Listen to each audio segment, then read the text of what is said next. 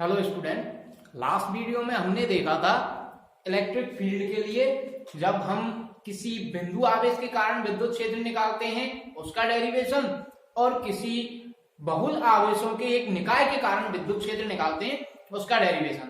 तो वहां पे हमने दोनों के फॉर्मूलेस पढ़ लिए थे। अब हम पढ़ेंगे अगला टॉपिक विद्युत क्षेत्र रेखाएं, इलेक्ट्रिक फील्ड लाइंस। क्या होती है विद्युत क्षेत्र रेखाएं? जब हम कोई आवेश लेते हैं तो यह अपने चारों तरफ एक क्षेत्र उत्पन्न करता है। यहां पे इसने एक क्षेत्र उत्पन्न किया। इस क्षेत्र को हम कौन सा क्षेत्र कहते हैं? इस क्षेत्र को कहते हैं हम विद्युत क्षेत्र। ये इस आवेश के चारों ओर एक क्षेत्र उत्पन्न हो रहा है जिसे हम कहते हैं विद्युत क्षेत्र। इस विद्युत क्षेत्र को हम काल्पनिक रेखाओं द्वारा प्रदर्शित करते हैं। जब हम ग्राफ पेपर पे या पेज पे विद्युत क्षेत्र को प्रदर्शित करेंगे तो उसे हम ऐसे डॉटेड करके इस तरह से प्रदर्शित नहीं करते। हम कैसे प्रदर्शित करते हैं कि यह आवेश है और इसके आगे इसके चारों तरफ इस तरह से यह एक क्षेत्र है। तो हम किन्हीं काल्पनिक रेखाओं से इस क्षेत्र को प्रदर्शित करते हैं और इन काल्पनिक रेखाओं को, जो ये इमेजिनरी लाइंस हैं, इन्हें ही कहते हैं हम विद्युत क्षेत्र रेखाएं। तो किसी विद्युत क्षेत्र को प्रदर्शित करने वाली काल्पनिक रेखाएं या काल्पनिक वक्र विद्युत क्षेत्र रेखाएं कहलाती हैं। ये इनकी विद्युत क्षेत्र रेखाओं की परिभाषा होती है। अच्छा, विद्युत क्षेत्र रेखाओं के कुछ गुणधर्म हैं जो हमें पढ़ने हैं और इनमें से क्वेश्चन पूछा जाता है। एक नंबर में एक छोटा क्वेश्चन इनमें से पूछा जाता है। तो हम देखेंगे विद्युत क्षेत्र रेखाओं के गुणधर्म क्या होते हैं। देखिए, विद्युत क्षेत्र रेखाओं के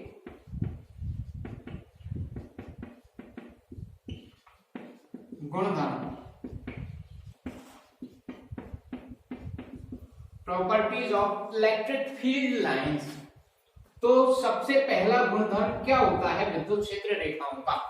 इनके किसी भी बिंदु पर जब हम स्पर्श रेखा खींचते हैं तो वह उस जगह पर विद्युत क्षेत्र की दिशा को प्रदर्शित करती है। कैसे? देखिए, एक्चुअल में विद्युत क्षेत्र रेखा बनाई कैसे जाती है, हमें कैसे पता चलता है कि यहाँ पे विद्युत क्षेत्र को इस तरह से इस दिशा में प्रदर्शित करना है या फिर वापस इस दिशा में प्रदर्शित करना है, या फिर रेखाओं को हमें एकदम ऐसे सीधा बनाना है या फिर ऐसे वक्राकार बनाना है। हमें कैसे पता चलता है? हम कैसे बनाते हैं इन क्षेत्र रेखाओं को? तो देखिए, एक्चुअल में क्षेत्र रेखाएं बनाने के लिए हमें करना क्या होगा। ये हमारे पास में एक आवेश है, कोई कैपिटल क्यू, माना ये पॉजिटिव है। कैसा आवेश है? धनावेश है। अब हमें इसके चारों तरफ विद्युत क्षेत्र रेखाएं बनानी है। तो हम क्या करते हैं?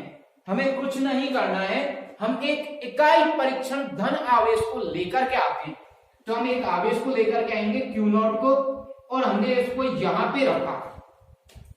हमें क्या करना है? इकाई परीक्षण धनावेश को लेकर आना है और इस आवेश Q के पास में रख देना है।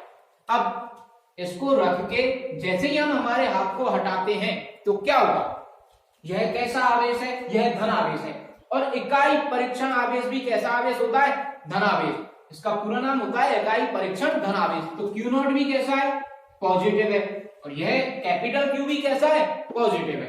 तो दोनों पॉजिटिव चार्जेस के बीच में अट्रैक्शन होगा या रिपल्सन होगा?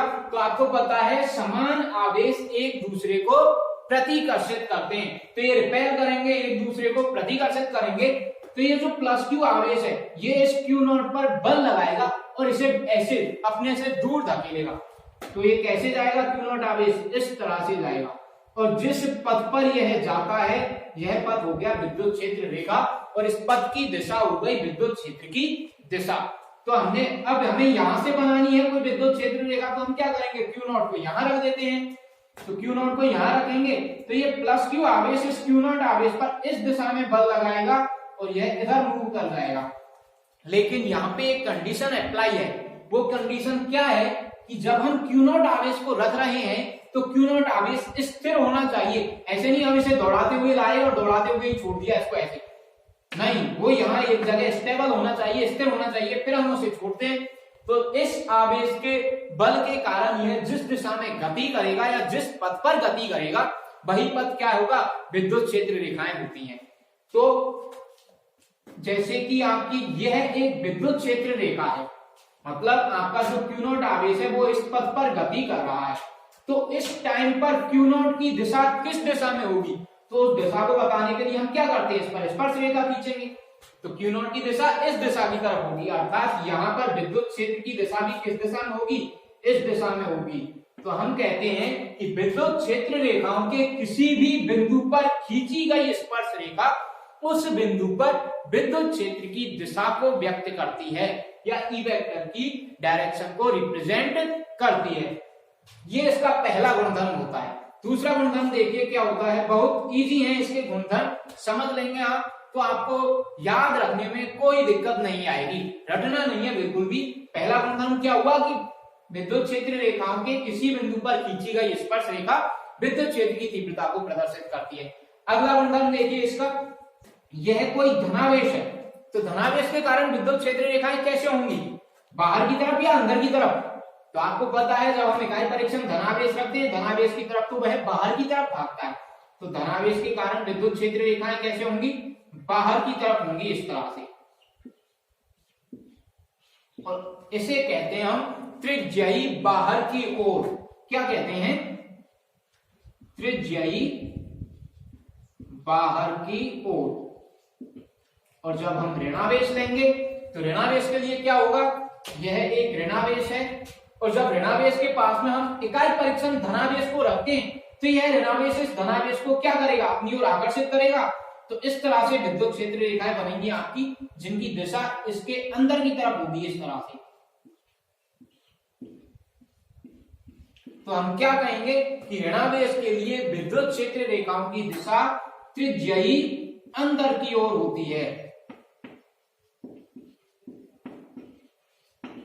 बहुत इजी है, तो मुझे उम्मीद है आपको ये दोनों गुणधर्म समझ में आ गए होंगे अच्छे से।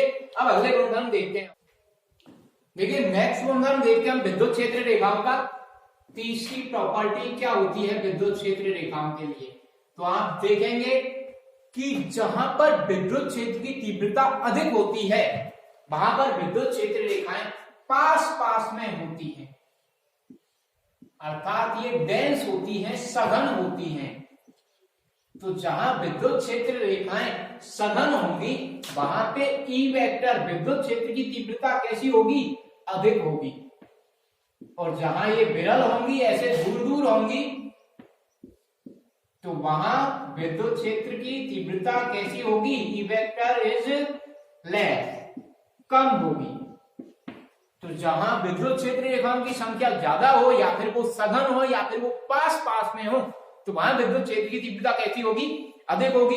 जबकि जहां ये दूर दूर हो अथवा विरल हो वहां पर विद्युत क्षेत्र की तीव्रता कैसी होती है, कम होती है।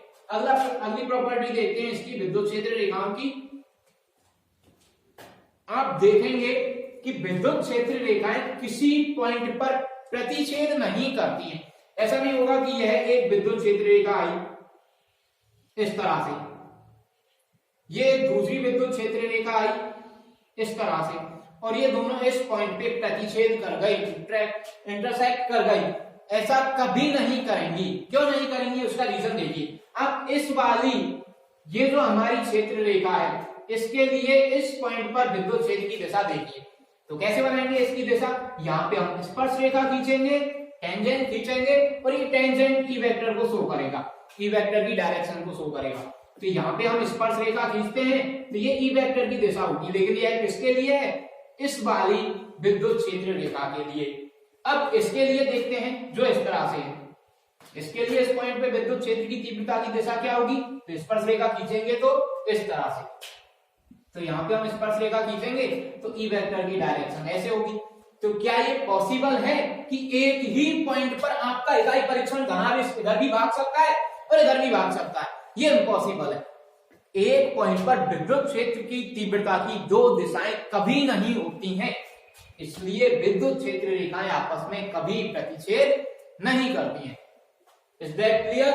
नेक्स्ट पॉइंट देखिए आप, नेक्स्ट प्रॉपर्टी क्या होती है इनकी कि जब हम एक धनावेश लेते हैं और उसके पास में एक दूसरा धनावेश रख देते हैं तो इनके बीच में विद्युत क्षेत्र रेखाएं किस तरह से बनती हैं।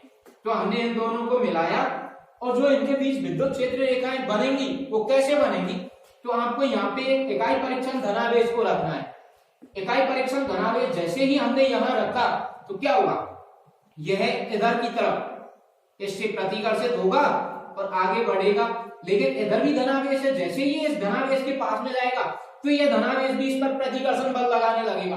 तो भाई दोनों तरफ से बेचारे पे धक्के पड़ने लग गए। अब जो हमारा इकाई परीक्षण धनावेश है उस पर यह भी धक्का लगा रहा है और यह भी धक्का लगा रहा है, तो अब वह क्या करेगा, वो कुछ नहीं करेगा, वो यहाँ से भाग जाएगा। चलो भाई हम चलते हैं यहाँ से, हमें तो दोनों तरफ से निकाला जा रहा है। ऐसे ही इधर से इस तरह से विद्युत क्षेत्र रेखाएं बनेंगी, इस तरह से आपकी विद्युत क्षेत्र रेखाएं बन जाती हैं। किसके लिए, तो समान प्रकृति के आवेशों के लिए। ठीक, तो ऋणावेश के लिए भी इस तरह से बनेंगी आपकी विद्युत क्षेत्र रेखाएं,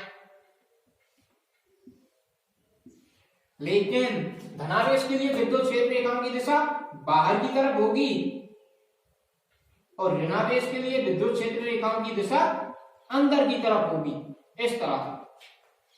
तो ये आपकी विद्युत क्षेत्र रेखाएं हैं जो सजातीय आवेशों के अर्थात समान प्रकार के आवेशों के मध्य बनते हैं। तो हम कहते हैं कि दो सजातीय आवेशों के मध्य बनने वाली विद्युत क्षेत्र रेखाएं उनको मिलाने वाली रेखा के लंबवत गमन करती हैं। अब मैं बात करूं, जो विजातीय आवेश लेता हूं, जो अपोजिट चार्ज लेता हूं, एक पॉजिटिव लिया दूसरा नेगेटिव लिया, तो कैसे बनेंगी ये, तो इन दोनों को मिलाया। अब हम जैसे ही Q0 को यहाँ पे रखेंगे तो Q0 यहाँ से भागेगा, ये पॉजिटिव चार्ज इस पॉजिटिव इकाई परीक्षण धनावेश पर प्रतिकर्षण बल लगाएगा और वो भाग के यहाँ से भागने की कोशिश करेगा, लेकिन यह ऋणावेश इस धनावेश पर आकर्षण बल लगाएगा तो ये इसे अपनी तरफ खींच लेगा। तो इस तरह से आपकी विद्युत क्षेत्र रेखाएं बनने लग जाती हैं। तो कहेंगे हम, क्या कहेंगे कि दो विजातीय आवेशों के बीच बनने वाली विद्युत क्षेत्र रेखाएं उनको मिलाने वाली रेखा के अनुदिश एक लचकदार डोरी की भांति होती हैं। ये इस तरह से घूम के, तो इसे कहते हैं हम लचकदार डोरी की तरह। तो हम कहेंगे दो विजातीय आवेशों के बीच में बनने वाली विद्युत क्षेत्र रेखाएं उन दोनों आवेशों को मिलाने वाली रेखा के अनुदिश लचकदार डोरी की भांति होती हैं, जबकि सजातीय आवेशों में क्या होता है, इन दोनों आवेशों को मिलाने वाली रेखा के लंबवत गमन करती हैं। Is that clear? Next property है आपकी, जो आप यहां से भी देख सकते हैं कि एक धनावेश और एक ऋणावेश के बीच में विद्युत क्षेत्र रेखाओं की दिशा क्या होती है। तो विद्युत क्षेत्र रेखाएं धनावेश से शुरू होती हैं और कहां पे जाके खत्म हो जाती है, ऋणावेश पर जाकर के खत्म हो जाती है। लेकिन यदि अकेले आवेश की बात करें, अकेला धनावेश है, तो ये धनावेश से शुरू होंगी और कहां तक जाएंगी, अनंत तक जाएंगी। ऋणावेश की बात करें, यदि हम ऋणावेश की बात करें, केवल एक ऋणावेश, ये एकल ऋणावेश है, तो इसके कारण विद्युत क्षेत्र रेखाएं अनंत से आएंगी और ऋणावेश पर आकर के खत्म हो जाएंगी। लेकिन एक धनावेश और एक ऋणावेश के बीच में कैसे रहेंगी कि धनावेश से शुरू होंगी और ऋणावेश पर जाकर के खत्म हो जाती हैं। अगला गुणधर्म देखते हैं अब हम, छठवां से क्या होता है विद्युत क्षेत्र रेखाओं का अगला गुणधर्म, कि ये जो विद्युत क्षेत्र रेखाएं होती हैं ये एक सतत वक्र होती हैं, एक कंटिन्यूअस कर्व होती हैं, ये बीच में कहीं भी ब्रेक नहीं होती, कहीं नहीं टूटती। यहाँ पे हम एक धनावेश लेते हैं और इसके पास में एक इकाई परीक्षण धनावेश Q0 को रखते हैं, तो Q0 इस पथ पर गति करेगा। क्या ऐसा हुआ कि बीच में Q0 यहाँ पे कोई ब्रेकर लगाए और ये कूद के निकल जाए? बिल्कुल भी नहीं होगा। Q0 का ये जो पथ होगा ये बिल्कुल कंटिन्यूअस होगा, सतत होगा, लगातार होगा। तो हम कहते हैं कि विद्युत क्षेत्र रेखाएं बीच में कहीं पर भी नहीं टूटती, ये एक सतत वक्र होती हैं। क्या होती हैं? कंटिन्यूअस कर्व होती हैं। ठीक है, अगली प्रॉपर्टी देखिए आप विद्युत क्षेत्र रेखाओं की, कि हम जब कभी भी एक समान विद्युत क्षेत्र की बात करेंगे, किसकी बात करेंगे? एक समान विद्युत क्षेत्र की, यूनिफॉर्म इलेक्ट्रिक फील्ड की बात करेंगे।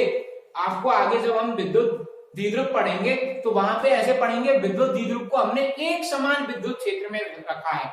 तो उस एक समान विद्युत क्षेत्र को हम कॉपी के पेज पे कैसे शो करेंगे या बोर्ड पे कैसे शो करेंगे विद्युत क्षेत्र रेखाओं से, तो वो देखिए।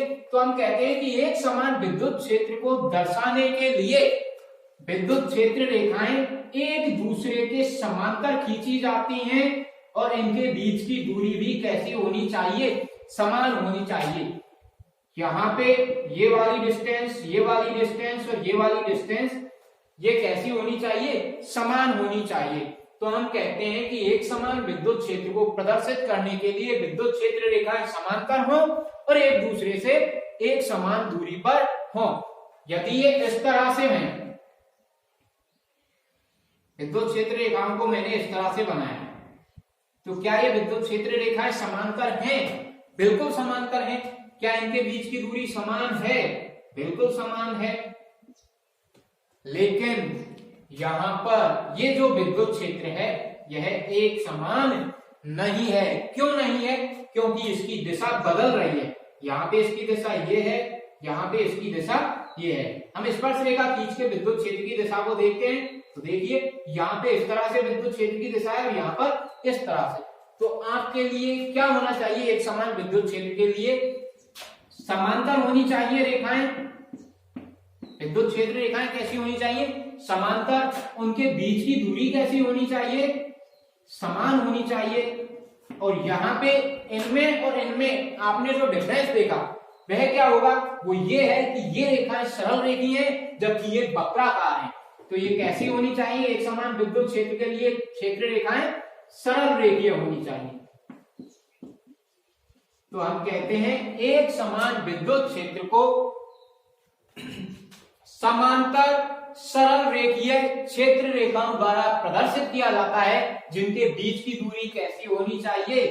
एक समान होनी चाहिए। ये तीनों चीजें यदि क्षेत्र रेखाओं में हैं तो हम कहेंगे कि वहां पे विद्युत क्षेत्र कैसा है? एक समान है। अदरवाइज यहाँ पे देखिए आपकी ये दोनों चीजें फॉलो हो रही हैं, अप्लाई हो रही हैं। ये समांतर भी है और इनके बीच की दूरी एक समान भी है, लेकिन ये सरल रेखीय नहीं है, इसलिए यहाँ पे विद्युत क्षेत्र एक समान नहीं है। तो यूनिफॉर्म इलेक्ट्रिक फील्ड के लिए आपको सरल रेखीय रेखाएं बनानी है, प्लस उनके बीच की दूरी भी समान होनी चाहिए, प्लस वो एक दूसरे के समांतर होनी चाहिए। तो यहाँ पे विद्युत क्षेत्र रेखाओं के गुणधर्म खत्म होते हैं। यह हमने 7 प्रॉपर्टीज पढ़ी हैं विद्युत क्षेत्र रेखाओं की, और हम अगला टॉपिक स्टार्ट करेंगे अब आपका द्विध्रुव, जो मोस्ट इंपॉर्टेंट टॉपिक है। या तो वहां से एक न्यूमेरिकल पूछा जाता है, या फिर उसका डेरिवेशन पूछा जाता है, या फिर वहां से एक डेफिनेशन पूछी जाती है। तो जो मोस्ट इंपॉर्टेंट टॉपिक है आपका, उसे हम स्टार्ट करेंगे। इसलिए आपको कंटिन्यूअसली अपनी पढ़ाई को जारी रखना है और वीडियोस को लगातार देखते चलना है। जो चीजें आपके समझ में ना आए, आज के लेक्चर में कुछ भी आपके जो भी समझ में नहीं आया हो सकता है मैं कोई चीज ऐसी हो जिसे एक्सप्लेन नहीं कर पाया हूं अच्छे से, तो वो आप हमें कमेंट में बता सकते हैं। कमेंट करके आपकी उस प्रॉब्लम को सॉल्व किया जाएगा। Thank you student.